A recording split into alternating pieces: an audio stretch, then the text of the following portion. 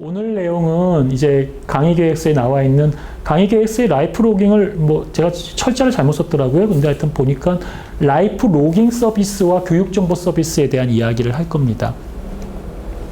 그리고 제가 오늘 좀 최대한 빨리 하려고 하는데요. 혹시 안 되면 다음 주에 이걸 조금 더 추가하면서 웨어러블을 좀 더 오늘 안 해도 웨어러블이 좀 있어요.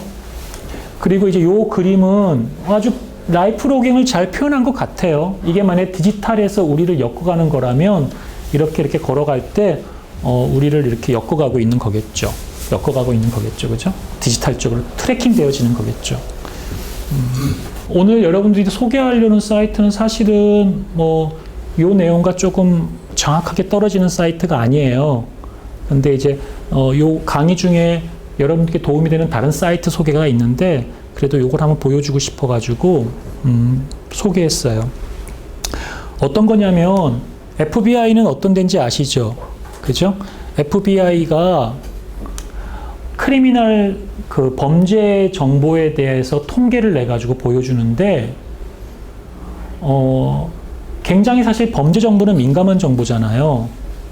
내가 사는 동네에 맨날 살인사건만 나고 폭력만 일어나고 그런 빈도가 굉장히 높다면 그 동네에 살고 싶겠어요? 그리고 내가 사는 동네를 미디어 다음이나 네이버에 지도를 검색했는데 오늘 범죄 6건 막 이렇게 나와 있으면 나 거기 산다고 하면은 친구들이나 누가 여러분들에 대한 이미지를 좋게 보겠어요? 우리 그런 생각해서 여러분들이 갖고 있는 집값이 조금이라도 떨어진다면 요즘 같을 때 제일 예민한 게 집값 이런 거잖아요. 돈 문제잖아. 왜 우리는 모든 재산을 집에다 투자하는 라이프 스타일을 가지고 있잖아요. 그리고 빚을 갚잖아. 그것 때문에 또 못 움직이고. 그러니까 그 집값이 1,000만 원, 2,000만 원 떨어진다는 건 굉장히 큰 일이에요. 근데 지금의 질서가 아닌 범죄 정보가 드러나서 집값 떨어진다고 하면 여러분들 데모하지 않겠어요?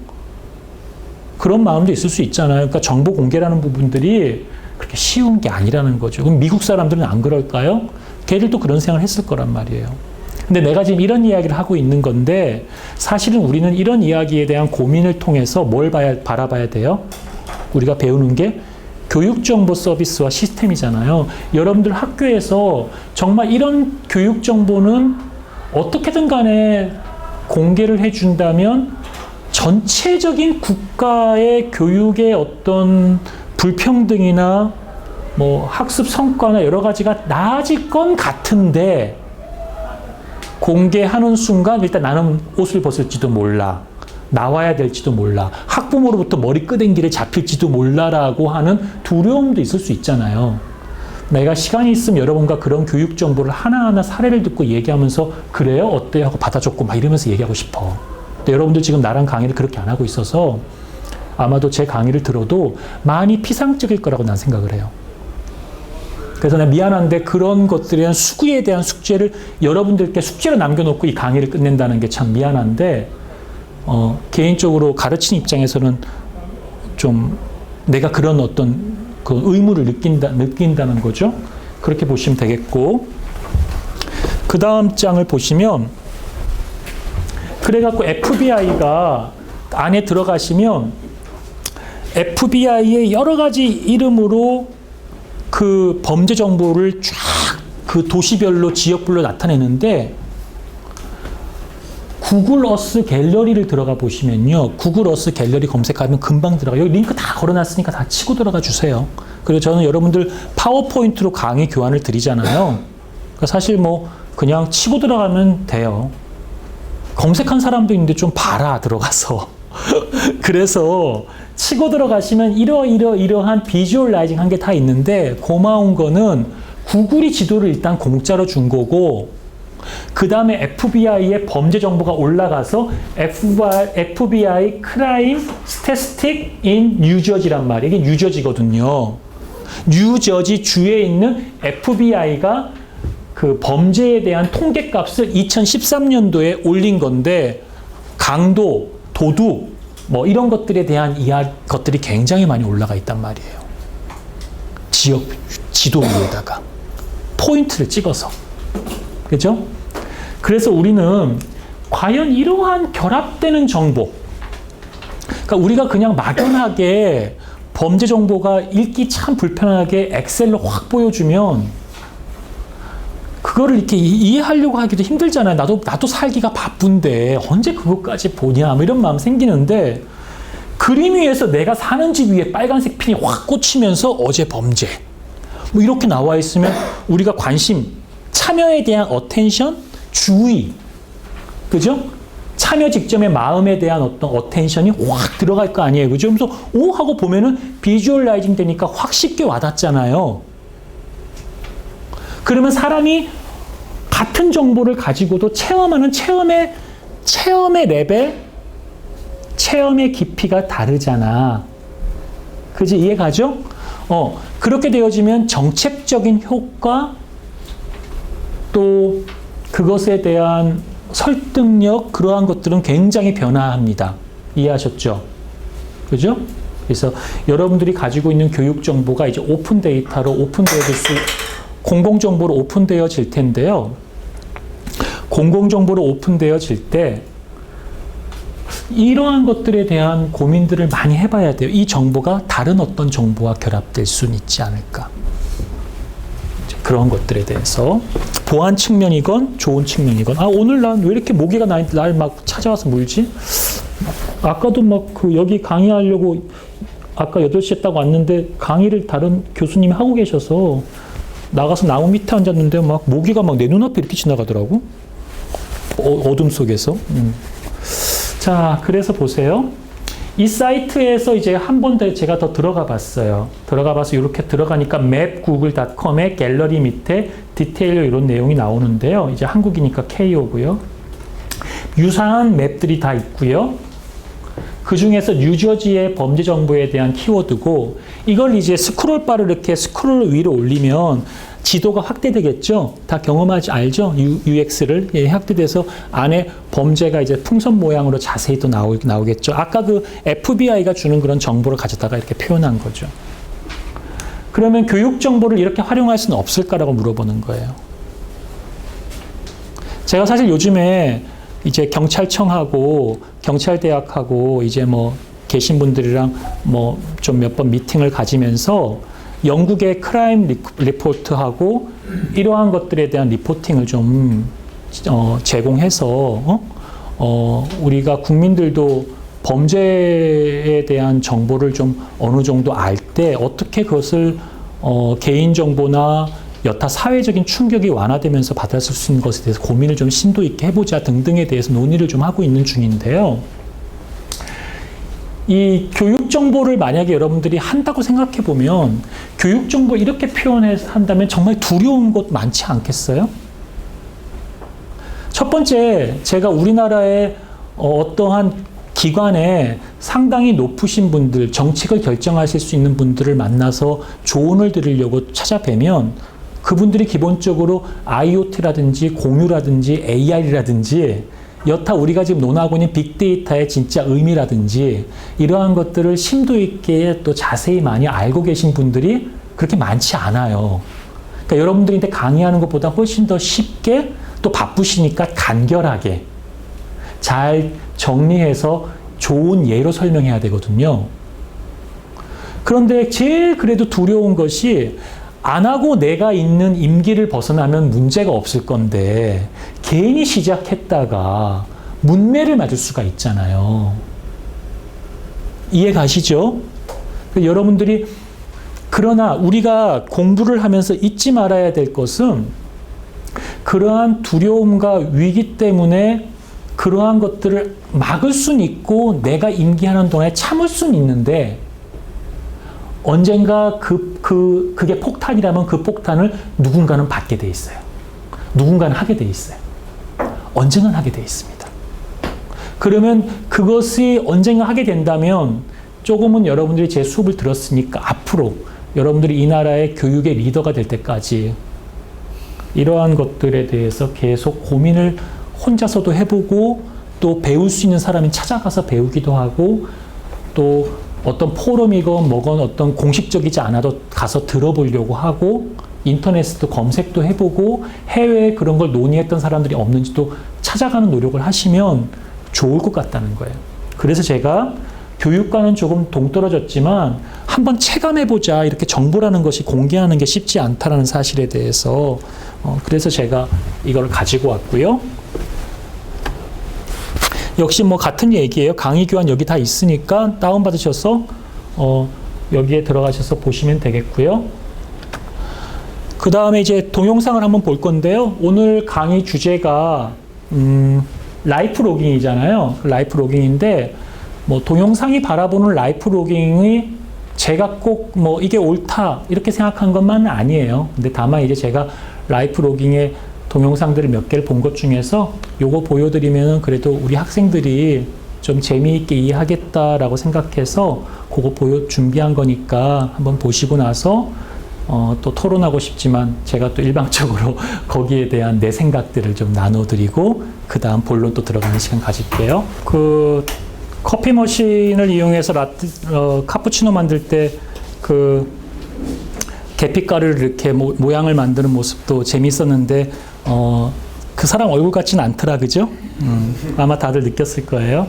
그래서 굉장히 재미난 아이디어죠. 근데 커피를 마신다는 건 우리의 라이프 스타일 중에 하나인 거죠. 우리 일상의 라이프 중에 커피를 들고 누군가와 티를 마시면서 대화하고 소통하는 것은 우리가 물리적인 공간을 살아가는 데 있어서의 하나의 모습인데 그 스타일에서 우리가 커피가 맛있다고 해서 시키는 것이었는데 저거는 디지털로 내 얼굴이나 내 표정이나 내 이런 것들을 디자인해줘 갖고 하는 식으로 내 라이프에 어떤 변화를 줬다고 생각할 수도 있고요. 뭐 가라오케에서 노는 것도 나왔고요.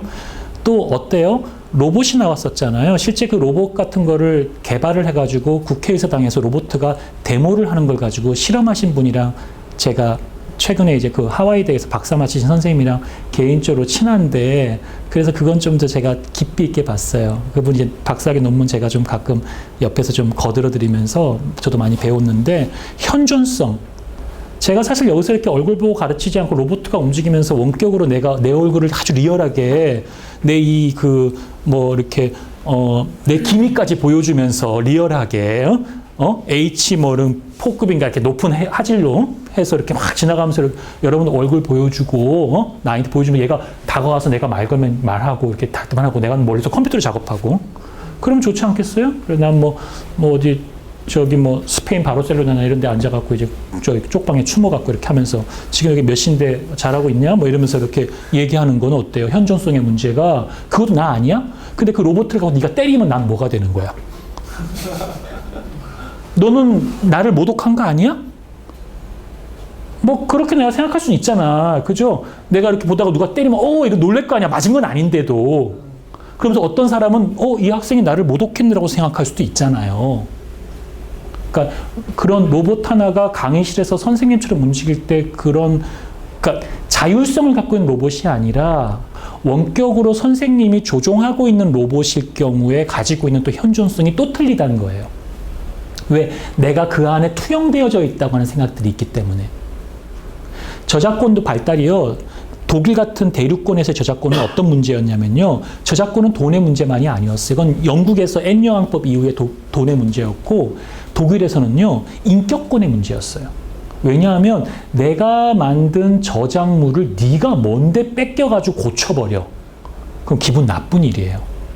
그 나보기가 역겨워 떠날 때는 뭐 이런 시가 있는데 기분 나쁘게 나보기가 안 왔고 떠날 때 이렇게 썼다면 쥐딴은 개작한 건데 내 허락받지 개작한 건 너가 나를 무시한 거예요.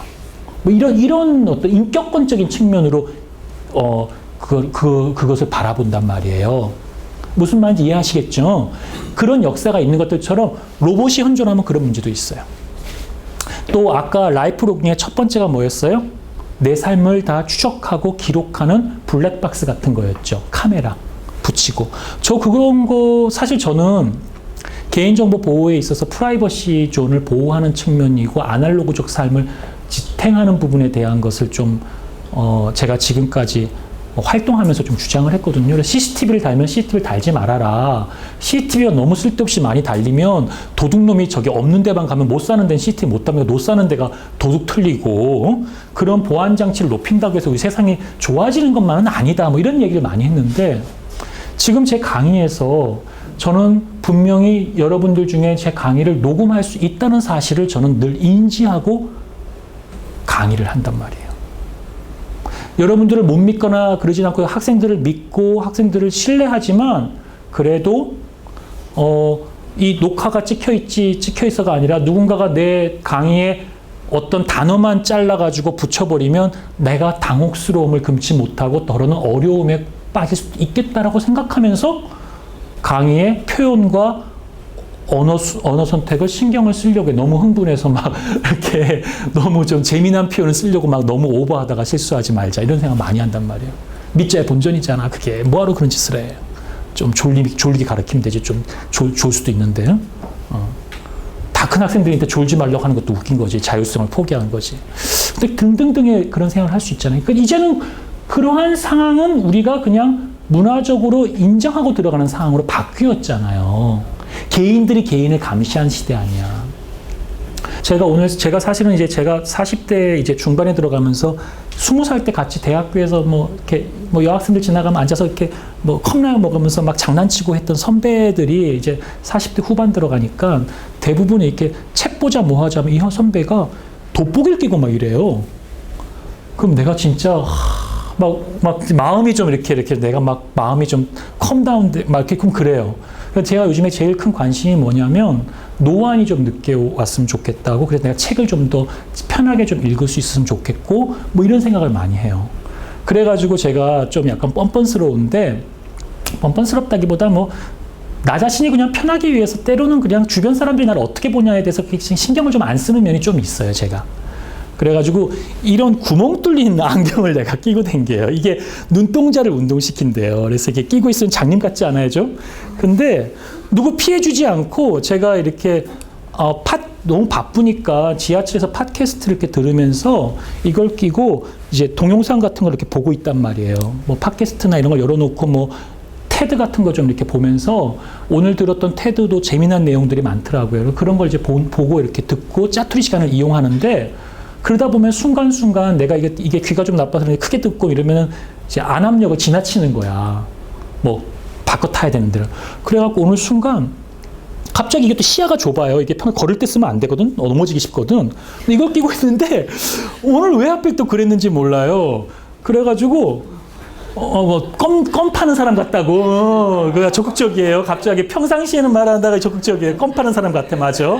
근데 제가 이제 좀 이상한 사람이긴 한데 난 피해주는 건 아니니까 내가 눈이 너무 아파요. 좀 침침하고 너무 회의도 많고 지쳐요, 사실 개인적으로. 그래서 커피를 또 너무 많이 먹으니까 덜덜덜 떨려. 심장도 막 두근두근거리고. 그래서 막 그냥 이렇게 너무 힘들고 서울 삶이라는 게 바쁘니까 오늘도 한 약속이 한 5개 정도 있었고 막 오늘도 여러분들이 강의 교환을 막 초치기를 해서 좀 우울했어요.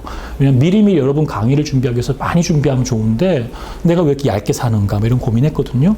여튼 이걸 막 이렇게 보면서 하다가 갑자기 안압력인 것 같은 거야. 그래갖고 이거를 갑자기 이걸 급하게 이제 꼈던 안경을 이렇게 벗고 이렇게 뛰어나가는데 앞에 굉장히 체구가 큰 언니들이 한 3명이 입구를 탁 막고 있는데 좀 비켜주세요 하는데 순간적으로 문이 잠길 거라는 걱정에 내가 이렇게 좀 밀면서 이렇게 들어갔어요. 근데 좀 이게 어떻게 이렇게 닿은 거죠, 이렇게. 순간 닿았는데 닿은 느낌이 오더라고요. 그래서 별로 좋지 않다 이러면서 지나가는데 여자분이 뒤에서 누가 미니까 깜짝 놀란 거 어머 이러더라고요. 그리고 내가 이제 지나갔어요. 통과했어요. 근데 이제 의도한 게 아니고 해서 다음에는 통과하더라도 그러면 안 되겠다 이런 걱정도 좀 하고 나왔는데 별거 아니지만 요즘에 이렇게 워낙 뉴스나 이런 것들이 누군가를 좀 이렇게 해코지하려고 그리고 신고하거나 뭐 하면 내가 이상한 사람 되는 거잖아요, 순간. 물론 내가 대학에 있는 사람이고 이런 일이고 지금 강의가 얼마고 약속이 뭐고 이렇게 이런 일이었다고 이 안경을 보여주면서 이것 때문에 내가 시야가 좀 어두웠고 아이팟에 지금 음악을 듣고 있는 설명을 또 해야 될 거 아니에요. 요즘에는 이제 그런 게 있으니까 별건 아니지만. 그러면서 내가 무슨 생각을 했냐면 내가 그렇게 프라이버시나 이런 걸 중시 여기는 사람인데 나 자신의 그런 것들을 내가 증명하기 위해서 이렇게 아까처럼 라이프 로깅 내가 CCTV나 이런 걸 좀 끼고 다니면 좀 사는 게 좀 편하겠다, 때로는. 워낙 요즘 세상 사는 게 험하니까 그런 생각도 조금은 해봤어요. 조금은. 그래서 그러면서 저거를 수입해서 우리나라에 이렇게 여자들에게 이렇게 팔아주고 만약에 조도가 어두워진 길을 혼자 간다거나 또 외부 충격에 이렇게 자이로스코프를 넣어서 센싱해서 흔들리면은 지가 자동으로, 왜냐하면 레코딩을 일순간 계속 하면은 힘드니까 그럴 땐 자동으로 이 스마트폰에 연동시켜서 자동으로 레코딩 서버에 올라가서 아무도 함부로 못 지우게끔. 나의 블랙박스로. 난 브로치처럼 하는 형태로 메모리를 넣는 건 한계가 있을 것 같기도 하고 해서 그런 생각도 해봤어요. 생각이에요. 좀 장사가 되지 않을까? 이걸 잘 그리면 특허가 되겠다. 이런 생각도 했어요. 등등등. 우리가 디지털 되어지는 시대에서 사람들이 자기 자신을 보호하기 위해서, 자기 자신 알리바이가 없다는 걸 입증하기 위해서, 또는 공부를 하기 위해서, 또는 그냥 삶을 기록하는 게 너무 즐거워서, 또는 누군가에게 자랑질을 하고 싶어가지고 우리의 라이프 로깅에 굉장히 많은 디지털 도구들이 들어와지고 있잖아요. 원하나 원하지 않던 간에 어떤 의도이든 간에 제가 순간 그런 일들을 생각했다는 것들처럼. 그래서 우리가 이런 교육 정보뿐만 아니라 우리가 숨길 수 있는 세계에 살고 있는가가 굉장히 중요한 이슈고, 그렇다면 우리가 숨길 수 있는 내가 누구로부터 감시받고 있지 않다고 하는 어떤 완벽한 프라이버시가 보존되어지는 공간은 내 방뿐인가? 그 내 방은 진짜 어떤 식으로 지켜져야 될 것인가? 내 방도 지켜지기 어려울 수도 있어요. 요즘에는 자기가 스스로가 또 오픈한 사람들도 있고. 그리고 우리가 숨을 수가 없다면 드러내 놓여진 것들은 무엇인가? 우리가 이제 알게 모르게 드러나진 것은 무엇인가? 우리가 알게 모르게 드러나진 게 많아요. 여러분들 예를 들어서 인터넷 서비스 들어갈 때 쿠키 파일 같은 거 아시죠? 유럽연합에서는 쿠키 파일을 못 쓰게 해요. 유럽연합에서의 그 디렉터가 이런 그 도큐먼트들을 보면 유럽 지침에서는 쿠키 파일 같은 거가 여러분들이 서버를 받고자 하는 웹 서버에서 통신회사면 통신회사 서버에서 여러분 컴퓨터에다가 여러분들의 개인 서비스 고유 번호 같은 걸 남겨주기도 하고, 심지어는 쿠키 파일을 네이버로 검색해 보시면 두산백과 이런 데에 보면 신용카드 번호 같은 게 들어가 있기도 하고 그러고요. 그럼 잘 생각해 보세요.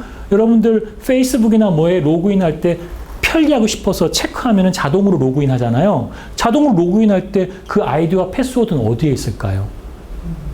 아마 분명히 여러분 컴퓨터에 있어요. 컴퓨터에 있는 걸 확인한 다음에 자동 로그인 되는 거거든요. 웹브라우저 요청했을 때. 그 메커니즘 속에서 물론 그게 암호화되거나 아니면은 커널 같은 OS에서 오퍼레이팅 시스템에서는 커널이라는 게 있어요. 그 커널이 뭐냐? 핵심 코어야. 우리 사람으로 따지면 이 머리 같은 건 핵심 코어잖아요. 그래서 의학 연구한 사람들이 이상하게 면역 체계에서 이쪽에 목 뒤로 해서 신경으로 올라오는 것이 바이러스나 안 좋은 게 잘 못 올라오게끔 맞는 면역 체계가 있다고 하잖아요. 이렇게 목 쪽으로. 그래서 그런 것들처럼 OS에서의 커널은 암호화시키고 함부로 거기에 접근하지 못하도록 하는, 여러분들 OS에 보면 숨긴 파일이 있잖아요. 시스템 파일은 숨긴 파일이잖아. 왜 숨긴 파일이에요? 일반 유저들이 잘 쉽게 보고 해서 지우면 안 되니까. 그지? 그럼 윈도우즈 안 떠지고 이럴 거 아니야. 그지? 쉽게 이해하면 이제 그런 식의 파일들이 있단 말이야. 그런데 숨겨놓기도 해야 되고 그런 게 있어요. 여튼 간에 우리에게 드러내 놓여진 것들이 무엇인가 생각해 봐야 되는데, 우리가 살고 있는 교육 현장에서요. 여러분들이 학생들의 삶을 얼마나 깊이 있게 투영할지 모르지만 학생들의 제너레이션에서 그 세대가 이용하고 바라보는 IT에 대한 뷰포인트가 굉장히 틀리고, 우리가 가르칠 때 걔들이 우리 앞에서 대하는 건 틀리고.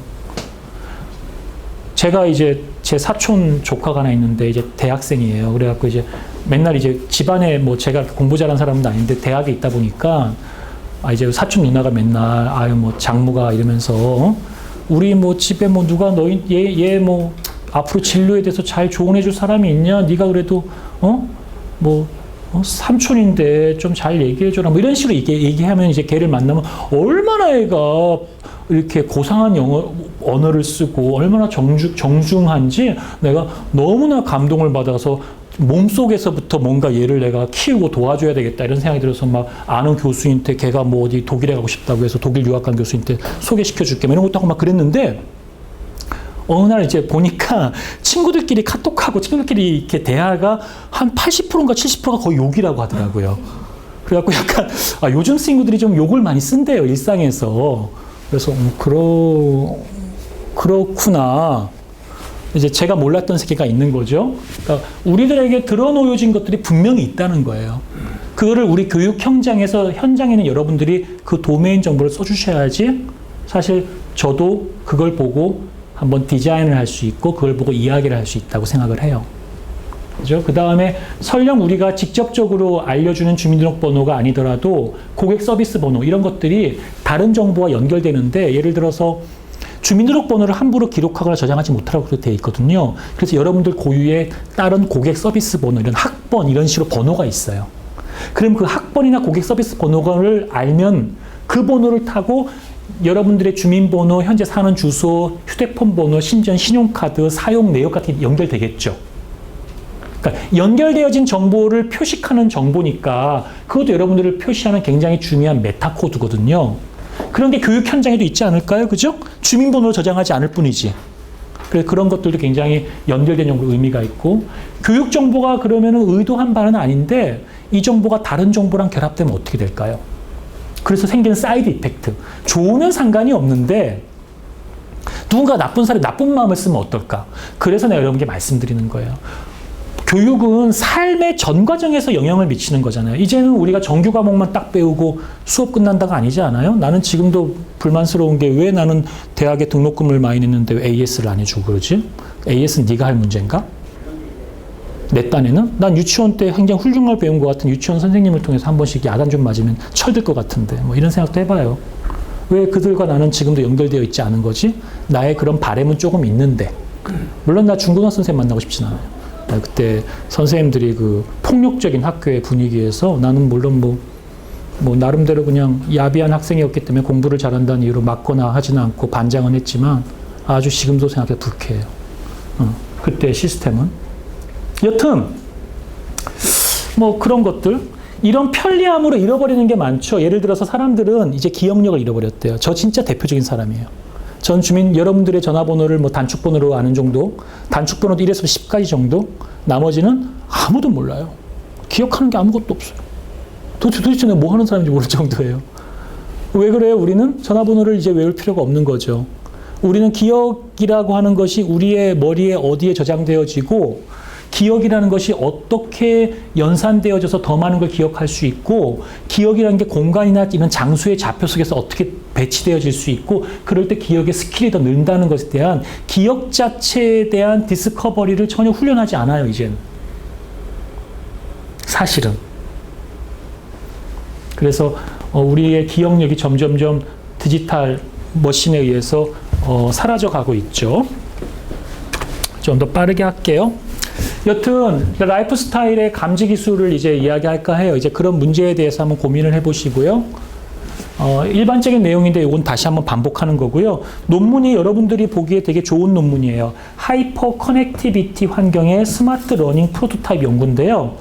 뭐 사실 이게 디자인 지식학회라서 어떨지 모르겠는데 등재지인데 논문이 간결하면서도 여러분들이 전공 분야에 있는 거니까 보기에 좋을 것 같더라고요. 무난해 보이니까 이 논문은 제가 우리 김 선생님한테 그 카카오톡으로 드렸거든요. 다 우리 학교에 저기 DB에 가면 다 줘. 라이브러리 등록금 내지는 거 아까워하지 말고 그 저기 난리지를 그냥 학교 다닐 때 이용하세요. 그 해외 저널 SCI 다 돈 주고 사야 되는 건데 학교가 다 체결해 놨어요. 지식 다 다운받을 수 있어. 그리고 읽어보세요. 기회 닿을 때. 드렸으니까 PDF 보시고 다 다운받아 읽어보세요. 알았죠? 그런데 이 사물 인터넷을 기반으로 한 초연결사회, 요즘에 초연결사회 하이퍼 커넥티드 소사이어티를 굉장히 강조하고 있어요. 그리고 ICT가 급속한 발전을 통해서 이제 모든 객체, 그러니까 이 객체라면 제 옷이나 버튼이나 마이크나 신발이나 모든 게 객체죠. 이 모든 오브젝트가 개인의 모바일, 스마트폰, 인터넷 네트워크로 연결되고 소통하는데 이 사람은 뭐 상생하는 소통이라 그랬네요. 그죠? 상생의 소통, 또 하이퍼한 커넥티비티. 그죠?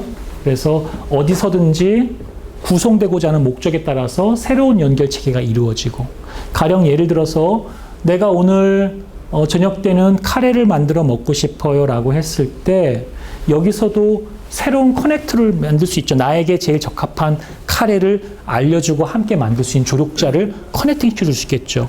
나는 오늘 저녁 때 무슨 공연을 보고 싶어 했을 때 내 성격 취향의 그 공연을 가장 잘 설명해 준 사람을 새롭게 커넥팅 해줄 수 있겠죠. 그 커넥팅은 그 목적이 끝나면 끝나는 거죠. 그런데 또 다 생기는 거죠. 그죠? 이해가죠? 무슨 말인지. 근데 사실 그러한 것들은 우리 삶의 연속이에요. 우리 뭐 누군가의 삶과의 만남이 설령 그 사람이 연인을 할지라도 되게 끈적끈적 오래 갈 것 같잖아요. 그렇지 않아요. 동지애적으로 같이 있는 동안 또 물론 뭐 마음이나 뭔가한 것은 이어져 있겠지만 또다시 우리는 어떤 실존하는 공간에서 실존하는 공간의 오브젝트와 상호작용하면서 지내고 있는 거라고요. 그래서 이러한 하이퍼 커넥티드 된 TBT 된 환경을 만들어가는 핵심은 이 사람은 이제 M2M이라고 그랬고요. 머신 투 머신이죠. 그 다음에 그러니까 사물과 사물의 커뮤니케이션이죠. 그 다음에 사물 인터넷, IoT죠. 인터넷 오브 에브리띵. 그래서 만물 인터넷. 그래서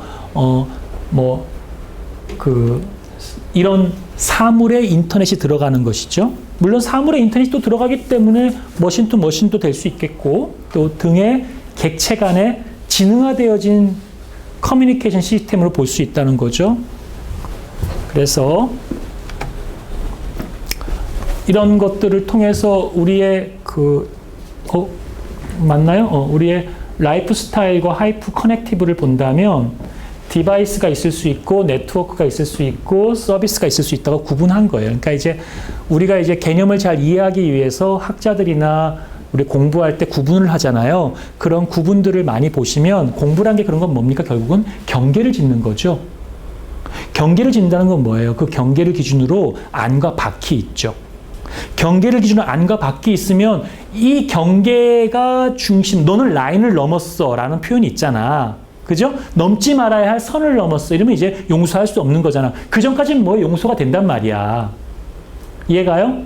우리는 같은 내 수업을 듣는 학생들이잖아요. 뭔가 이런 경계가 있잖아. 우리는 그런 경계를 논리적이든 어떤 다른 방식으로 짓는단 말이야. 그게 개념화 시키는 거예요. 이렇게 경계를 지어보는 거예요. 그 연구가 여러분들이 학문하는 사람으로서 처음 시작하는 첫 단추예요. 뭐든지. 다른 사람이 지은 경계를 따라갈 것이냐? 그거를 따라가 본 다음에 내가 새로운 경계를 지을 것이냐? 내가 새로운 경계를 짓기 위해서 세상에 있는 여러 가지 케이스를 면밀히 검토하고 연역적으로, 귀납적으로 내가 새로운 경계를 제시해 줄 것이냐. 내가 경계라고 하니까 굉장히 추상적으로 보이지만 사실 뭐 개념화시키고 조작화시키고 내가 생각한 새로운 티오리, 이론을 제시해 주고 그 이론이 맞아요라고 내 스스로가 증명하기 위해 통계도 돌려보고 실험도 해보고 그리고 내가 다 알긴 힘드니까 요런 가정에서 맞아요라고 해서 제한된 가정도 설정해보고 그리고 다른 사람들이 해석해주지 않으니까 내가 거기를 통해서 해석하고 이것이 어떤 의미인지도 또 내가 설명하고 내가 그래서 뭐예요? 장구치고 북치고 다 하는 거야. 근데 남들이 들었을 때 네가 설정한 그 조건에서 그 말은 맞아. 그럼 끝나는 거야. 그렇게 이해하시면 돼요. 그래서 디바이스가 스마트폰, 웨어러블, 스마트카, 센서 디바이스가 있다면 네트워크는 NFC나 RFID나 그 다음에 지급이라든지 블루투스라든지 와이파이라 LTE라 다 아는 거잖아. 우리 저기 뭐지 통신사 가갖고 LTE예요, 3G예요, 뭐 이런 거 하잖아. 내가 옛날에 3G였구나 얼마 전까지만 해도 굉장히 무시당했어요. 3G를 쓴다고. 3G를 쓰는 폰이 좀 오래된 게 있잖아요. 이제 웃으면서 사람들이 하는 얘기지만 난 그것도 만족스러운데 왜 그러지? 막 이러긴 했는데 하여튼 그런 게 있죠. 그 다음에 이제 하이퍼 커넥트 됐다는 게 이게 다 붙어졌다는 거고 이건 뭐야? 서비스의 형태로 드러나는 거죠. 그죠? 그래서 뭐 헬스케어, 퍼스널 에이전트, 빅데이터, 퍼스널 클라우드, 위치 기반 서비스 등이 되어서 이러한 것들이 하이퍼, 초연결되어진 거. 과거에는 이런 것도 연결되어져 있지 않은데 이런 것들의 중첩지대가 나타났다는 거죠. 응? 아이고 힘들다. 갈 길이 굉장히 먼데. 그래서 제가 이제 요 내용들은 앞에서 이야기했던 것과 거의 중복되긴 하는데요. 스마트 미디어의 특성과 정의로서 어떤 지능이 있고 접속이 있고 이동성이 공개가 있어요. 그래서 이제 이러한 것들이 미디어적인 요소로 드러났을 때에는 컴퓨터, 인터넷, TV, 전화기 결합, 이동성, 인간 신경구조와 감각의 확장.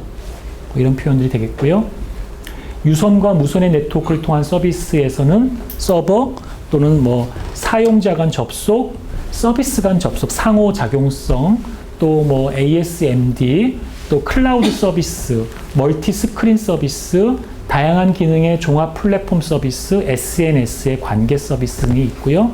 이동성, 어느 곳에서나 자유롭게 이동할 수 있고, 그 다음에 사용자의 현재 위치를 추적할 수 있고, 또 동시에 이동할 수가 있고, 유목민 또는 뭐 오픈 플랫폼, 또 망중립성, 공개, 글로벌 서비스 뭐 이런 게 있다는 건데, 역시 이러한 특징과 내용을 정리하는 것들도 뭐 여러분들 리서치하는 입장에서 굉장히 중요한 뭐 개념하이죠.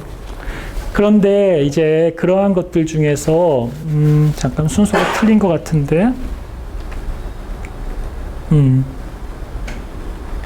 잠깐만요. 그쵸? 2번 넘어갔네.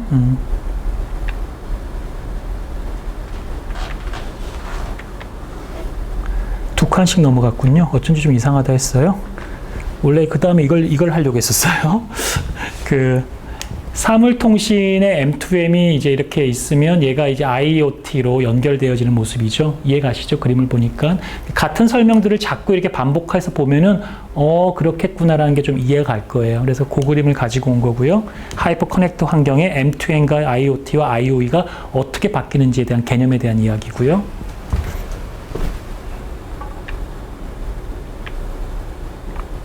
그 다음에 아까 이것도 안 봤네요. 라이프 스타일이 뭘까요? 이제 강의 순서가 좀 엉켜졌어요. 처음에 오늘 라이프 로깅이니까 라이프 스타일이 뭡니까? 그 얘기를 하는 거예요. 각자의 라이프 스타일이 있잖아요. 우리 여러분들 다 이제 결혼하기 전에 분들이니까 남자나 여자를 만날 때 우리는 라이프 스타일이 좀 안 맞으면 이제 대화하기 싫잖아요. 그죠? 우리 삶에 굉장히 중요한 건 노 할 줄 알아야 되고, 내가 모든 사람에게 좋은 사람을 보일 필요가 없어요.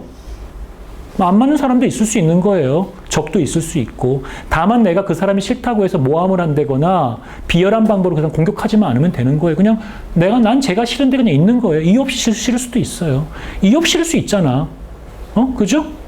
뭐 되도록이면 부딪히고 싶지 않고. 그러나 그 사람이 싫기 때문에 걔를 이유 없이 뭐 밑으로 떨어뜨리려고 한다거나 험담을 하거나 그럴 필요는 없는 거죠. 그죠? 나랑 다른 것 뿐이니까. 달라야 사는 맛이 있잖아요. 사람들이라는 게.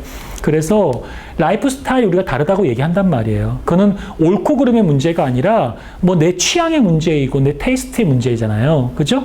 근데 오늘 만난 선생님은 늘 커피를 이렇게 내려서 드립해서 드신다고 하더라고요. 저는 뭐 입이 좀 저렴해서 라떼도 좋아하고 그냥 이렇게 뭐 브라질리안 커피 믹스 됐다고 하면 블렌드 커피 좋아하고 그냥 그러는데 이렇게 예가 체프는 뭐 약간 구수한 맛이 나서 싫고 뭐 이게 뭐 좋고 이렇게 하시길래 좀 입이 좀 이렇게 고급지시다 이렇게 생각하면서 죄송하다고 다음에 그러면 이제 학교 앞에 또 그런 걸로 또 유명한 집이 또 따로 있잖아요.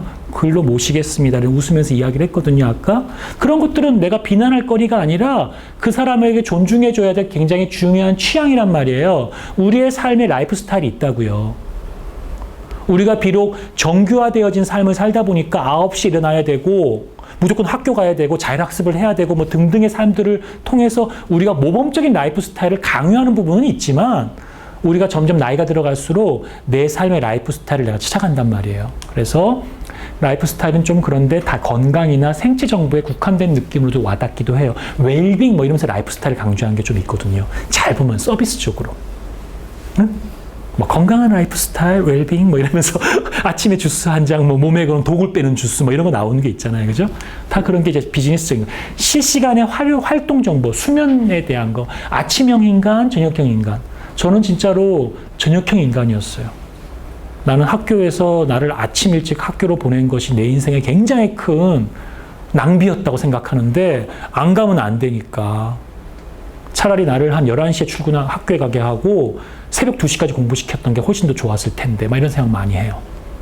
지금 저는 늙어가지고 죄송합니다. 늙었다는 표현은 안 맞는데 이상하게 피곤해도 눈이 아침 6시에 떼어지더라. 있을 수 없는 일이에요. 있을 수 수 없는 일이야. 6시에 눈이 떠져. 그래갖고 내가 집에 뒷산에 걸어댕겨요, 혼자. 뭐 할아버지처럼. 공기 쐬야 된다고. 그래서 그 힐링 숲이 있어요. 그때가 또 제일 마음이 편하냐. 인왕산 이렇게 뒤에 올라가면서. 내가 막 상상하지 못했던 내 모습이 막 어느 날 문득 내가 직면하고 있는 거예요. 그래서 가끔은 순간 이게 나이 때문인가 뭐 이런 생각도 해보고, 뭐 그럴 때도 여러분들 나이가 좀 지나면 금방 와. 이렇게 남의 얘기 좀 듣지 마. 막 희득희득 그러지 마. 금방 와요. 식사 정보. 그죠? 저 같은 경우는 이제 이제 우스갯소리로 난 없이 자랐기 때문에 막 먹는다고 얘기하는데, 막 있으면 막 먹고 떨어져도 뭐 이렇게 주스도 먹고 닦고 먹고 이렇게 생각하고 막 그런 면이 좀 있어요. 제가 약간 여성스러운 면도 있지만 가끔 그런 면은 센 척 하는 게 있거든요. 막 주워 먹고 하는 거. 그런데 이제 어떤 사람들은 이게 쓴맛이 싫어요. 뭐 어떤 이게 이런 게 싫어서 안 먹어요. 그런 거 있잖아요. 그것도 존중해야 될 부분이 있죠. 그것도 라이프 스타일인 거예요. 근데 그걸 보고 이 자식이 뭐 배부르게 살아갖고 뭐 이 자식이 뭐 이것들이 6.25 때는 얼마나 힘들게 살았는데 없는 게 이게 말이 되는 밥풀을 버렸다고 뭐 이런 거는 안 되고, 저는 밥상머리에서 예절을 배울 때 할아버지가 밥풀 흘리지 말라고 해가지고 밥풀을 다 주워 먹고, 이게 뭐 쌀 하나가 얼마나 귀하냐, 뭐 나는 보리의 깔끔함? 까끌까끌하잖아요. 보리의 까끌어온 게 진짜 싫다라고 하면서 우리 엄마가 그렇게 흰 쌀밥만 드시더라고요. 그래서 이제 뭐 그런 얘기 들으면 자랐던 문화적인 게 있으니까 그런 거고, 다른 사람은 그걸 존중해야지. 그거 없다고 얘는 뭐 이 자식이 뭐 XX가 없네 뭐 이러면서 아는 건 아니잖아요. 그죠? 식사 스타일도 그냥 중요한 거고, 또 저는 이제 같이 여행을 가면 제일 힘든 게 가끔 한 번씩 얼큰하게 국물을 먹어줘야 돼. 한 달씩 여행 가면. 미치겠는 게 있어요. 저도 웨스턴 스타일인데, 근데 아침마다 맨날 양이 적은, 제 여성분들이 양이 적으니까 양이 적은 걸 먹고 빵 한 조각이 먹고 커피 한 잔 먹고 아 좋다 뭐 이러고 있으면은 한 일주일은 좋은데 열흘부터 짜증이 나기 시작하는 거예요. 그런 것도 굉장히 중요한 라이프 스타일일 수 있잖아요. 그죠? 뭐 등등 심리라든지 감성에 대한 정보, 좀 더 나아가서 이렇게 이러한 것들을 포함하고 있는 개인의 전 주기적인 라이프 프로그라고 생각할 수 있다는 거죠. 라이프에 대한 로그. 우리가 삶을 살아가면서 인생의 봄, 여름, 가을, 겨울이라면 거기에 따라서 우리 라이프가 뭔가 리듬이 있을 거 아니에요. 우리 삶의 라이프를 기록한다면 뭔가 뭐 공통된 것도 나오고 나만의 또 특별한 것도 나올 거 아니에요. 전 제 인생에 굉장히 큰 인플루언스, 어펙트, 뭔가 이렇게 영향을 미치고 했던 것들은 제가 작년에 세계 일주 여행 갔다 와서 굉장히 지금 저는 공격적으로 바뀌었어요. 예전엔 남들이 나를 어떻게 볼까 싶어갖고 늘 불편한 얘기 안 하고 좋게 하고, 뭐 세상은 돌고 도는 거야, 인과응보가 있어, 늘 조심해야지, 참아줘야지 뭐 이러면서 하는 스타일이었다면 지금은 굉장히 클리어하게 아니다 싶으면 아니다고 얘기하고, 그래서 심사나 평가 나가면 두 분 안 불러주더라고요. doesn't matter 이렇게 생각하고 그냥 사는데, 그런 용기가 그래도 생기더라고요. 난 깜짝 놀랐어요. 내가 그런 면이 있었나 싶을 정도로. 그래서 지금은 제가 아주 기쁜 마음으로 내게도 적이 있다고 행복한 마음으로 대놓고 나의 적들이 있다고 걸 느끼고 이야기를 해요. 난 쟤 싫다고도 얘기를 하고. 그게 꼭 좋다는 건 생각하지는 않아요. 다만 중요한 건 우리가 어떤 체험을 통해서 변화할 수 있다는 거예요. 그게 좋은 방향으로 가면 더 좋겠죠. 그래서 우리든 삶에 라이프 스타일이 있고, 라이프 스타일이 끊임없이 변하기도 하고, 우리의 라이프 스타일이 좀 기록되어지고, 그 라이프 스타일이 지금 현재 내 라이프 스타일에 맞는 형태로 누군가가 도와주면 좋을 거 아니에요. 제가 한때 과소비한 라이프 스타일이 있었어요. 여러분들 저희 맨날 이런 옷만 입고 있어서 좀 그렇지만 내 나름대로 저게 패셔너블의 아이콘으로 떠오르는 시절이 있었어요. 왜 또 이렇게 안 믿는 표정인데, 제 그런 라이프 스타일을 할 때도 있었다는 거죠. 근데 어느 때가 지나니까 이제 변화하는 거죠. 그랬던 거고요. 이제 두 번 본 거고요. 그래서 이제 라이프 로그가 중요한 거죠. 그러니까 이제 네 라이프 스타일을 내가 알려면 네 라이프 로그를 봐야 되잖아요. 몇 시에 자고 뭘 하는지. 그래가지고 이제 보니까 정보 수집을 위한 디바이스가 필요한 거잖아요. 또 이 디바이스가 정보를 수집해도 저장해야 되니까 네트워크가 빨라야 되겠죠? 그 통신 기술이 지원돼야 되겠고요. 그리고 내가 자고 있는 건지 안 하는지 어떻게 할래? 수면 상태를. 그죠? 그 다음에 내가 땀을 흘리고 아니는지를 어떻게 할래? 그죠? 또 내가 지금 흥분했는지 안 했는지 어떻게 할래? 내가 걷고 있는 걸 어떻게 할래? 내가 뛰는 건 어떻게 할래?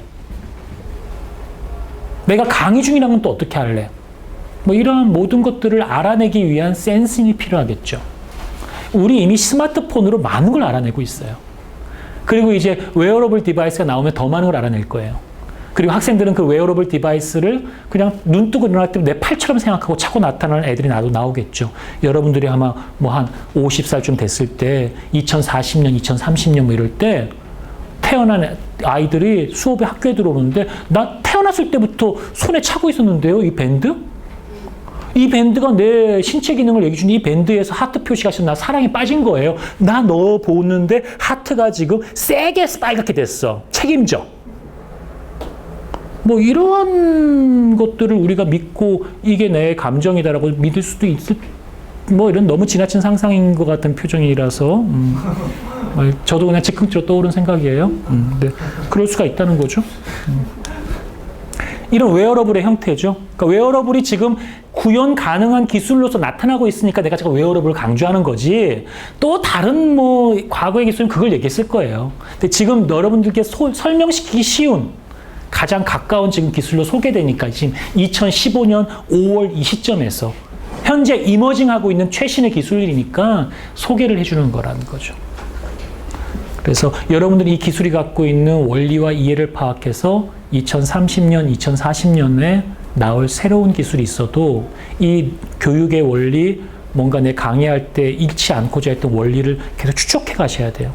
그게 학자예요. 그게 지식인이고 그 안에 위스덤이 있고 통찰력이 있는 거고, 나머지는 신문기사나 뉴스를 보고 그냥 이렇게 앵무새처럼 외우고 그냥 따라서 이야기하는 거는 그냥 팩트에 대한 이야기일 뿐이야. 거기는 어떤 가치를 넣은 건 아니야. 팩트도 중요하지만. 그래서 여러분들이 이제 석사 이상이기 때문에 그러한 전문가가 되었으면 좋겠어요. 리얼타임으로 모니터링을 하고 동기화되어지죠. 리얼타임으로 모니터링 된 게 지금 계속 실시간으로 위로 올라가는 거죠. 그죠? 그리고 웹, 앱, AR. 그죠? 사응자와 상호작용한다는 거죠.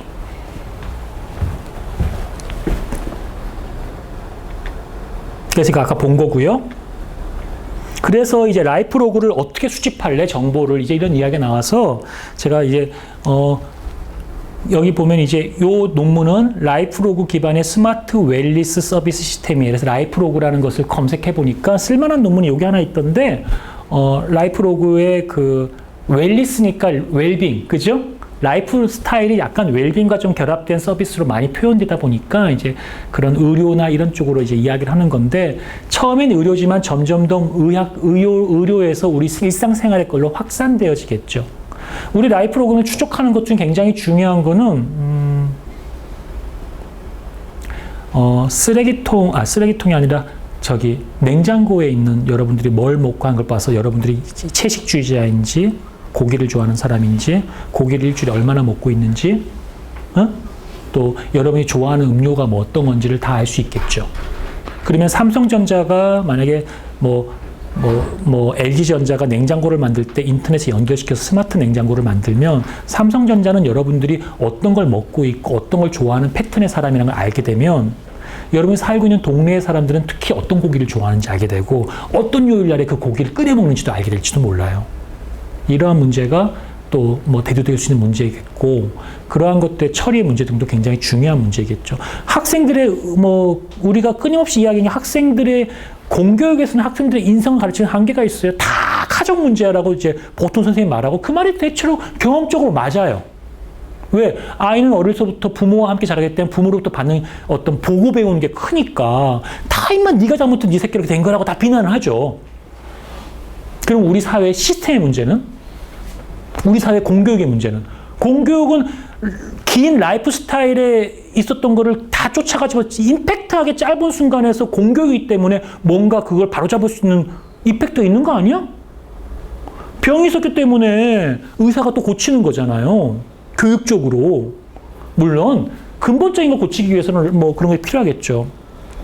그런 의미로 봤을 때 우리가 집에서 아이가 먹는 음식 이런 것들도 교육 정보로 모니터링 될 필요가 있을지도 몰라요. 진짜 전인격적인 교육을 하려고 생각하고 있다면 상상해 보자고요. 그런 정보가 이제 이용할 수 있는 시간이 올 때. 지금 강의실에서는 녹음한다 안 한다가 이슈가 안 되잖아. 몇 년 전만 해도 이슈였어요. 어떤 선생님 끄라고도 했다니까. 난 이제 그걸 포기한 거야. 그걸 끄라고 하는 것에 드는 비용이 더 많이 들 것 같아. 니들 잡아내려고 하면 강의가 진행 안 될 것 같은 거야. 응? 이제 그런 시대로 바뀌었다는 거죠. 그래서 이제 동기화하고 애플 서비스를 제공한다는 점에서 기존의 모델과 커다란 기능 차이가 없지만 휴대성이 있고 편리하다는 면에서 소니의 스마트워치나 모토로라의 모토 모토 액티브나 TV나 피빗사의 피빗 울트라 같은 손목 밴드가 있어요, 지금. 그럼 내가 이렇게 이야기하면 내가 원하는 게 뭐냐면 우리 청출 어람할 우리 제자들은 이 키워드를 구글에 들어가서 검색하기를 원하는 거야, 나는. 검색해서 동영상을 보거나 이미지를 봤으면 좋겠어. 왜? 되게 유명한 회사들이에요. 그 수업 시간에 알려줄 수는 없잖아. 그래서 내가 예로 하나 가지고 왔어. 이걸로. 피빗. 일상에서 입을 수 있는 라이프 스타일의 트레이너래. 이게 우리나라 사이트도 있어요. 판매 사세요. 괜찮아, 이거 되게 좋아. 실제로 좋아, 이거. 괜찮아. 쓸만해. 꽤 괜찮아. 그래서 내용을 보시면 내가 이 회사 뭐 선전할 건 없잖아, 그죠? 그러니까 이 회사에 대한 재미난 내용들이 많이 있고, 이러한 밴드 형태의 이걸 차고 다니면서 굉장히 좋은 디지털 정보를 축적하고 그래요. 그래서 그러니까 이렇게 검색해서 좀 공부하면서 호기심도 키우고, 이게 공부다 생각하지 말고 재밌다 생각해야 돼. 여러분들 다 먹고 살만 하잖아. 다 그 교직에 있으니까 그래도 다 안정적인 거 원하는 잡을 가지신 분들이 많잖아. 그러면은 되게 뭐랄까, 이 불안의 사회에 내가 잘나서 당연히 누린다고 생각하지 마시고, 내가 경쟁에서 이겼으니까 누릴만 하다 이렇게 생각하지 말고, 그럼 한도 끝도 없어. 그렇게 생각하지 말고, 내가 갖고 있는 그 잉여의 시간이 있다면 세상에 돌려줄 수 있도록 내가 공부를 하든 뭘 하든 좀 했으면 좋겠어요. 재밌어요. 그래서 뭐 이제 웨어러블을 통해서 라이프로우가 이렇게 넘어가는 거야. 그래서 센싱이 되기 때문에. 그래서 라이프로우가 넘어가는데 이 모바일 디바이스 얘인데, 아까 얘는 피빗이 있죠. 그죠? 플렉스라는 거죠. 그래서 걸음수, 칼로리, 계단 오르기, 수면 활동 등을 추적해요. 그리고 푸드로그를 입력을 통해서 식사를 추적할 수 있어요. 그리고 사용자의 데이터를 자동으로 동기화합니다. 자동으로 동기화한 것도 중요하죠. 그 다음에 이거는 뭐냐면은 걸음수, 거리, 속도, 에너지 소비량, 체지방 연소를 추적하고요. 목표 설정에 따른 동기가 부여돼요. 내가 목표를 잡아놓으면. 또 착용 위치에 따라서 오차 범위가 축소되어지고요. 스마트폰과 연동되고요. 이제 MTI의 마이크로 태그 활동 양계는 머리끈 타입이에요. 머리끈 타입. 가속도 센서, 기반의 걸음수, 활동량 추적, 칼로리 소모량 추적, BLE, NFC 같은 것도 제공되어져요. 여러분 굉장히 이게 중요한 건데요. 우리 라이프 로그를 추적한다는 거는, 내가 영화 제목은 기억이 안 나는데 외국에는 연쇄살인범이 많고 좀 이상한 사이코패스들 많잖아요. 요즘 우리나라도 많이 등장하는데, 그 사이코패스가 굉장히 그 매력적인 여성을 납치를 해가지고 이렇게 막 감금하고 막 이러는 사이코패스였어요. 근데 이제 이 사이코패스가 매력적인 여성들이라는 게 이제 신체적으로도 권투를 잘한다거나 뭐 이런 여성들도 있으니까 함부로 그 여성을 납치하는 게 어려울 거 아니에요. 이 사람이 그 여성을 수개월 동안 추적해요. 어떻게 추적하는지 알아요? 그 추적의 굉장히 큰 단서가 그 여자가 버리는 쓰레기통에 있는 쓰레기를 분석을 해요. 쓰레기를 분석하니까 이 여성이 라이프 스타일이 쭉 나오는 거예요. 그 언제 뭘 먹고 어디를 가고 주로 어떻게 하고 몇 개월을 분석하면, 그리고 이 사람이 범죄를 준비합니다. 그러니까 되게 끔찍한 생각이죠. 그런데 우리가 버리는 쓰레기만 가지고도 내가 누구인지를 알고 내가 어떻게 살았는지를 알고 있다면, 우리가 밴드를 차고 여기에 차고 막 여기를 차고 있으면, 그죠? 그런 염려가 많이 생기잖아요. 그런 염려를 하라고요. 이거 얼마 안 하니까 한번 사보고도. 그런 고민을 혼자 해봐, 먼저. 젊을 때 하는 거야, 그것도. 그리고 그런 고민도 하면서 또 동시에 뭘 생각할 수 있겠어요? 내가 원하지 않은 누군가 이거 이용할 거라고. 세상에 돌이 있잖아요. 돌이 있으면 그걸로 이렇게 절구를 만드는 사람도 있지만 누군가에게 던지는 사람도 있을 거라고요. 분명히 이용을 한단 말이에요. 그리고 돈을 벌거나. 그죠? 그럼 우린 그걸 가지고 내가 안 해도 누군가는 교육적인 의미로 쓰겠다고 시도를 할 거예요. 시간의 문제이지. 근데 역사는 말이죠. 그걸 도전해서 그걸 만든 사람 있잖아. 만든 사람에게 박수를 쳐주게 돼 있어요. 내가 먼저 알았네? 난 시도 안 했어. 근데 저렇게 먼저 했다. 뭐 이렇게 얘기하잖아. 그런데 그게 듣기엔 되게 초라하게 들리는 얘기예요. 인생 한번 사는 거니까. 그러한 것들에 대한 도전들을 우리 젊었을 때 많이 하세요. 나도 제일 후회하는 게 제가 특허를 지금 한 100여 개 이상을 냈는데 한 100여 개 좀 안 되는 것 같다. 요즘엔 연락이 와요. 제 특허를 기술 사업하겠다고. 내가 생각했을 때 요즘에 변호사들이 좀 이렇게 많이 나오잖아요. 나 한 10년쯤 지나면 변호사들이 내 특허 가지고 소송해 주겠다고 연락 올 것 같아요. 왜 변호사들은 시장을 만들어야 되니까. 아직 외국에서처럼 우리나라는 특허를 가지고 소송하는 경우가 별로 없거든요. 돈을 받아내는 경우가 없어요. 나는 늘 정보 공유를 강조했는데 특허를 이용해서 돈을 벌겠네? 어떻게 생각할까 그때? 이런 생각을 요즘에 난 해요. 왜?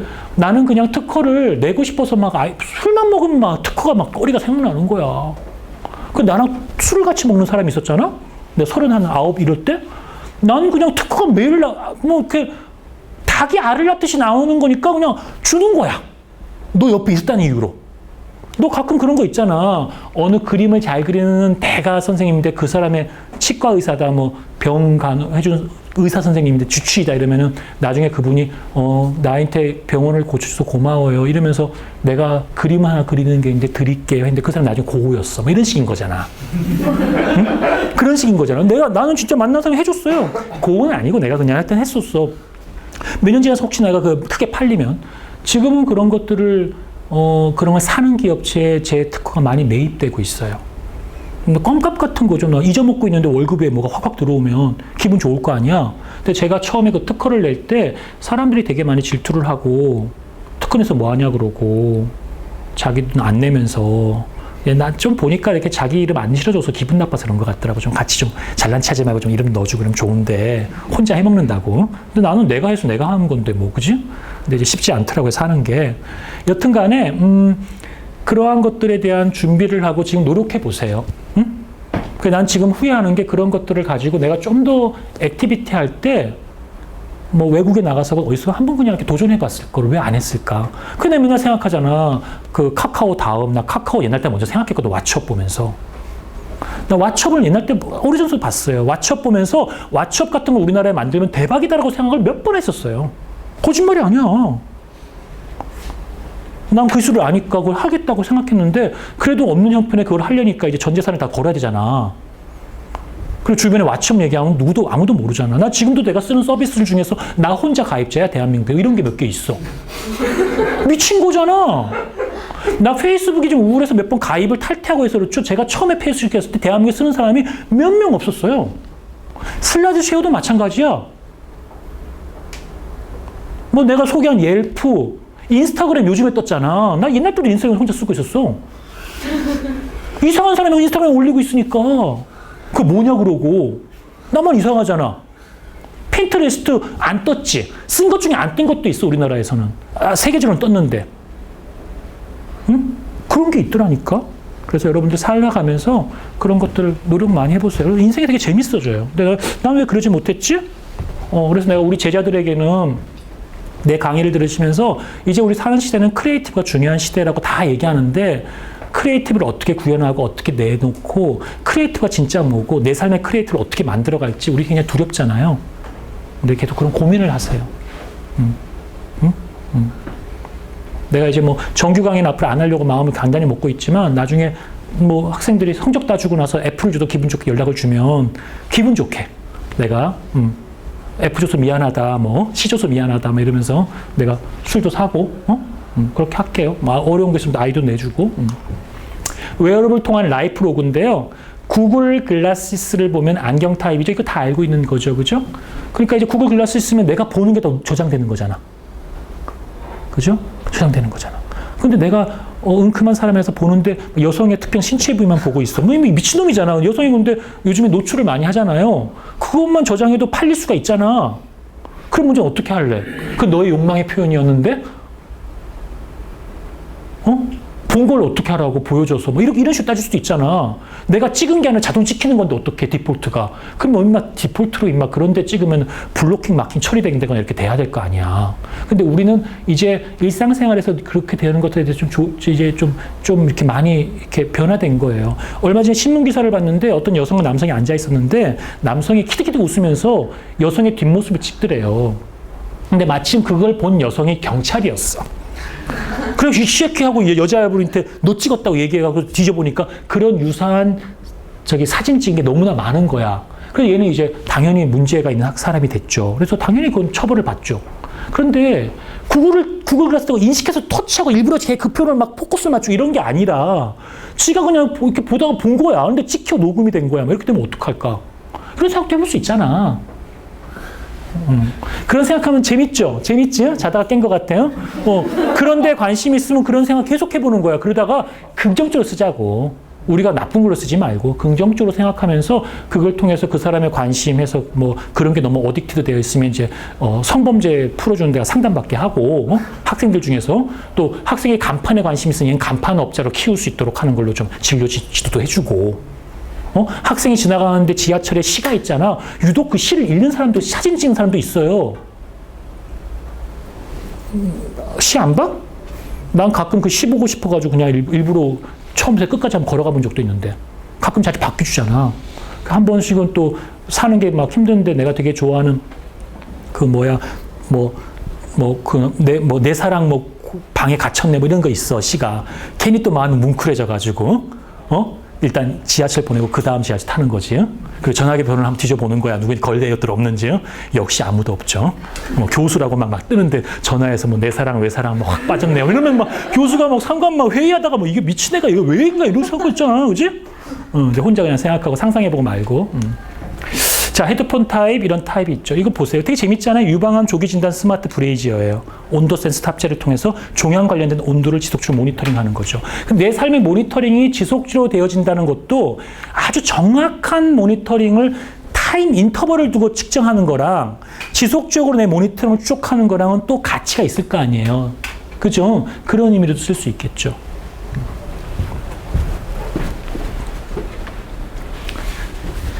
이제 또한 얼마 전에 구글과 뷰직이라고 하는 안경 타입의 구글 글라시스를 M100이라고 만들었다고 했고요. 디바이스가 의료 정보, 활동 정보 위주로 그친 반면에 좀 더 넓은 의미에서 사용자의 라이프를 추적하고, 그러니까 우리 삶을 추적하는 거예요. 트래킹하는 거죠. 개인의 스타일, 취향. 이 취향이 굉장히 중요한 게 그 사람의 취향을 알면 뭘 할 수 있어요? 고객 맞춤 마케팅을 할 수 있잖아요. 그러면 고객 맞춤 마케팅을 하면 어떻게 되는 거예요? 주머니에서 돈이 나오죠. 기업에겐 굉장히 중요한 정보입니다. 이걸 굳이 빅데이터다 뭐다 하지 않아도. 그래서 그런 선호에 기반을 둔 보다 맞춤된 웰니스 서비스를 제공할 수 있는 거고요. 정치인에게는 유권자가 그 사람을 찍게 하는 표에 대한 성향을 드러내게 하는 거잖아요. 그죠? 내 표가 지금 어디로 움직이고 있더라. 이런 거죠. 그죠? 그러니까 이런 정보가 굉장히 재밌어요. 그래서 한 번 더 라이프 스타일과 하이퍼 커넥티비티의 사례로서 이제 보세요. 아까 봤던 거죠. 좀 다르게 썼어요. 이 안에 내용이 people이 있고 things 사물이 있고 데이터가 있어요. 데이터는 주거와 의료와 교육과 복지와 치안과 보안과 물류와 환경과 에너지가 있다면 사물은 스마트폰, 웨어러블, 스마트카 등의 스마트 디바이스가 있고요. 이 사람이 이렇게 나눈 거예요. 사람은 또 사람 간의 P2P가 연결되어서 관계형망이 있잖아요. 페이스북이 있고 또 소셜 네트워킹이 있죠.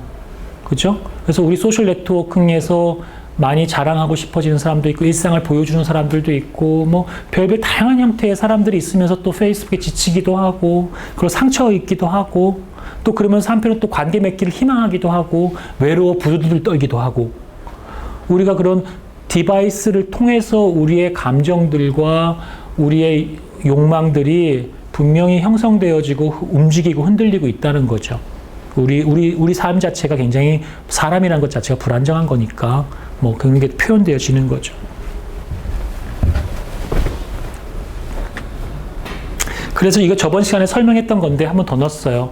그래서 이 온라인상의 비정형 데이터를 활용한 대안적 디자인 리서치 모델에 관한 연구에서는 일상적인 소비나 관심 영역의 키워드 분석을 통해 트렌드를 발굴하고 라이프로그를 활용하는 거죠. 이 논문이 필요하신 분들은 김혁 선생님께 요청하세요. 제가 김혁 선생님 다 드리진 않았는데 필요하면 또 내가 드릴게요. 그럼 다 받아서 한번 읽어보시기 바랍니다. 비정형 데이터를 활용해서 트렌드를 발굴하면 이제 일상의 소비나 관심 영역이 나누어지고 관심 영역의 제품의 종류, 품목, 주요 어휘를 포괄하는 키워드가 나오기 때문에 메타 값이 나오는 거예요. 메타 값이.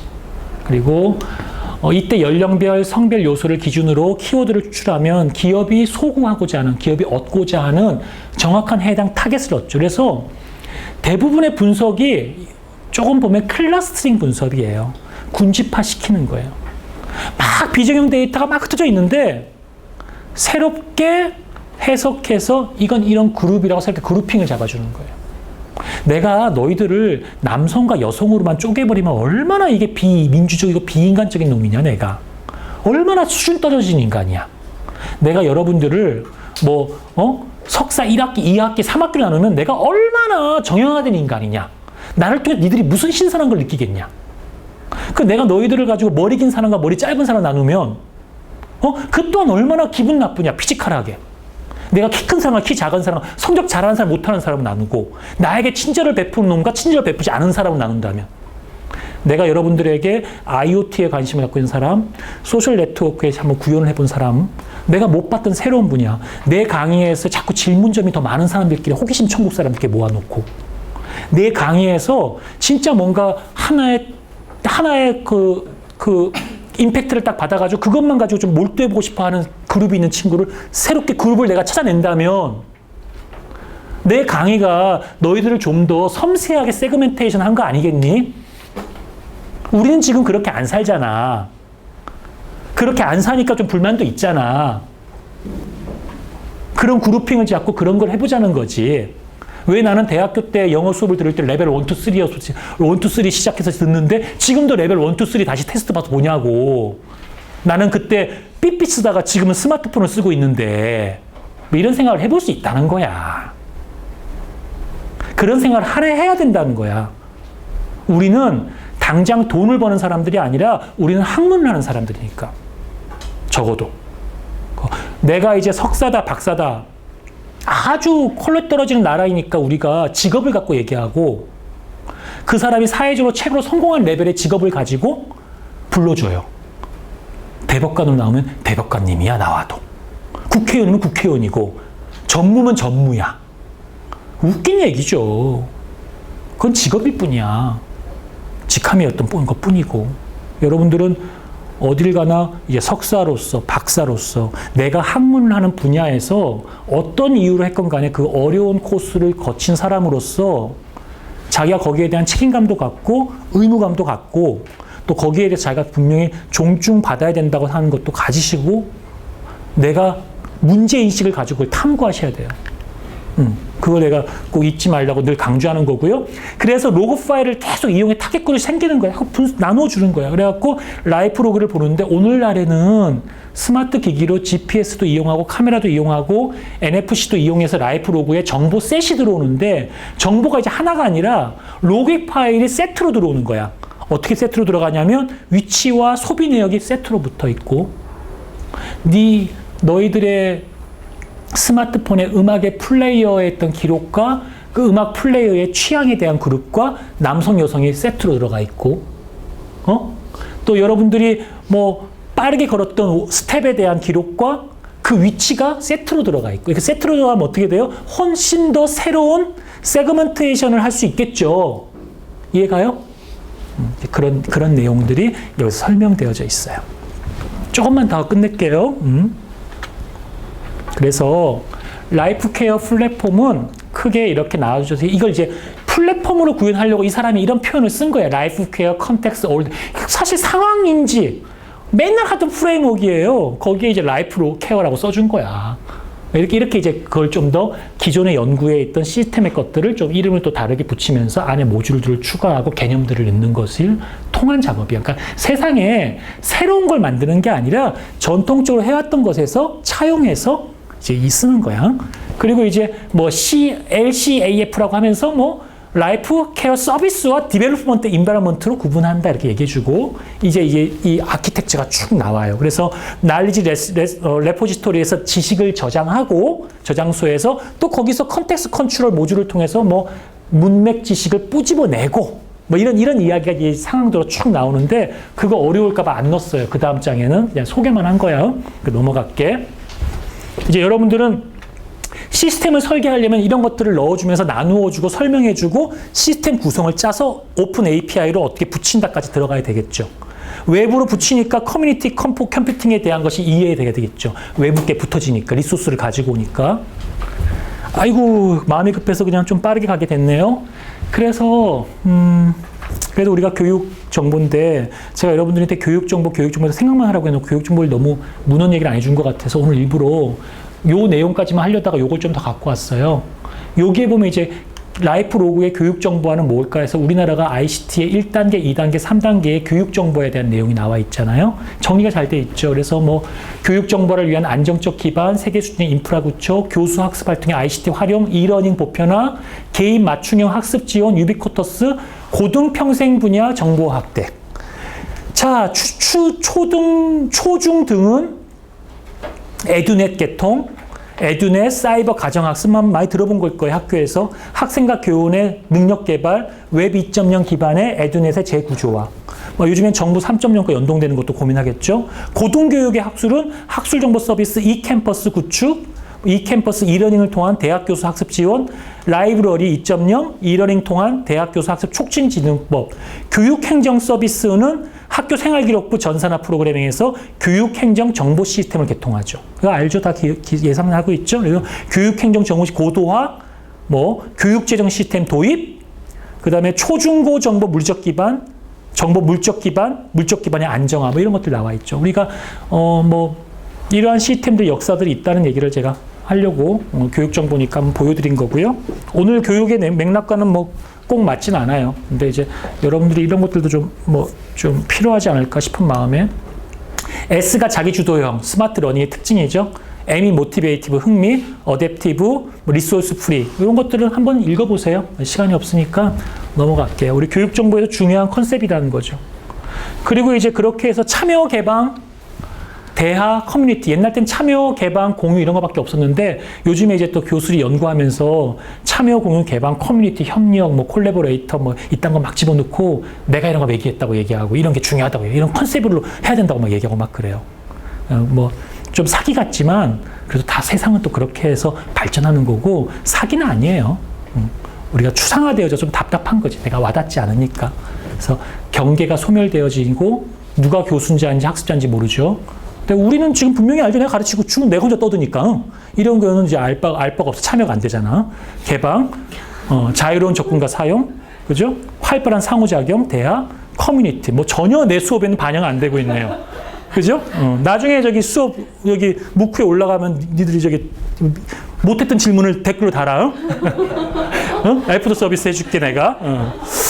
자, 좋아요. 그 다음에 아까 봤던 내용을 또 같은 내용으로 맞춰준 건데 이렇게 우리가 이제 공부한 입장이니까 이 주제를 좀 바꿔가면서 하나의 그림을 새롭게 표현하고 거기에 개념들을 재정립하면서 자기 생각들을 정리하고 그리고 설득하고 이제 이런 과정이라 보시면 되겠습니다. 이 뒷단도 내가 자꾸 저번 시간 때부터 이 뒷단에 대한 기술 얘기를 하려고 자꾸 붙여놨는데 이 뒷단까지는 못 가서 수업이 다 끝나요. 수업 강의 계획서 준비한 건 또 해야 되겠고 그래서 뒷단은 오늘도 역시 못했는데 못하면 그냥 어쩔 수 없이 그냥 여러분들이 그냥 공부하고 궁금한 거 물어보는 걸로 하고요. 뒤에 이제 영어로 쭉 이렇게 관련된 걸 정리한 게 좀 있거든요. 지지난주부터 이제 이걸 들어간 건데 못하고 있었어요. 계속 앞부분에서 끝나서 다음 주에는 이제 웨어러블인가 아마 이쪽이 들어갈 거예요. 그래서 요게 좀 이만큼이 좀 설명을 못 드려서 좀 아쉬운데 이게 구조화되어지는 거, 스트럭티드, 언스트럭티드 이걸 클라우드에서 어떻게 활용하는 거 뭐 이런 것들을 설명해 주려 갖고 온 건데 또 결국은 비정형에서 맵을 시키고 리듀스 시켜 다시 정형으로 바꾸는 과정들 좀 이렇게 설명해 드리고 싶고 뭐 하드 프로그래밍에서 네임 노드와 뭐 이렇게 데이터 노드가 어떻게 되는지 이런 거 설명해 주고 싶었는데 개념 좀 안 되는 것 같아요. 그래서 어쩔 수 없고요. 교육정보 서비스의 인문학적 메타태그가 무엇이 있는가를 예를 들어 웨어러블의 경우에는 어떤가 요걸 가지고 다음 시간에 제가 또 준비해서 강의할 수 있도록 하겠고요. 본 강의의 좀 질의응답은 이제 나중에 11주 이후에 업도 레코드가 되면 여러분들 좀 부끄러워하니까 내가 마음껏 지적하고 하는 시간도 한 주 정도 있지 않을까 싶어요. 혹시 궁금한 거 없으면 다음 주에 뵙겠습니다. 수고했습니다.